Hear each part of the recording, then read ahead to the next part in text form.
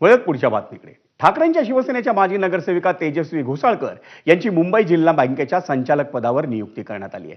तेजस्वी घोसाळकर यांचे पती आणि ठाकरे गटाचे माजी नगरसेवक अभिषेक घोसाळकर यांच्या मृत्यूनंतर मुंबई जिल्हा बँकेच्या संचालक पदाची एक जागाही रिकामी होती. संचालक पदाच्या त्या जागेवरच तेजस्वी घोसाळकर यांची नियुक्ती करण्यात आल्याची घोषणा मुंबई बँकेचे अध्यक्ष आणि भाजप आमदार प्रवीण दरेकर यांनी आज केली. मुंबई बँकेच्या संचालक मंडळाच्या काल झालेल्या बैठकीत हा निर्णय घेण्यात आलाय. तेजस्वी घोसाळकर या ठाकरेंच्या शिवसेनेत स्थानिक नेतृत्वावर नाराज आहेत.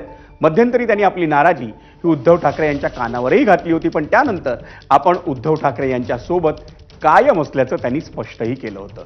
पण ताज्या घडामोडीच्या पार्श्वभूमीवर तेजस्वी घोसाळकर यांच्या भाजप प्रवेशाची चर्चा सुरू झाली आहे. कारण मुंबई बँकेचं संचालक पद मिळावं म्हणून त्या गेल्या वर्षभरापासून प्रयत्नशील होत्या असं बोललं जातंय.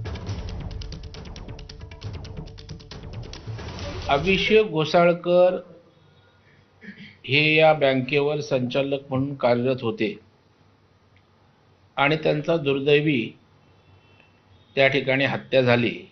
जे काही नातेवाईक जवळचे असतील त्याप्रती एक सद्भावना असते आणि त्या दृष्टीनंच आम्ही सर्व संचालक मंडळांनी एकमतानं त्या ठिकाणी निर्णय केला आणि कालच्या झालेल्या संचालक मंडळाच्या सभेत तेजस्विनी घोसाळकर यांना संचालक म्हणून निवड त्या ठिकाणी करण्यात आली.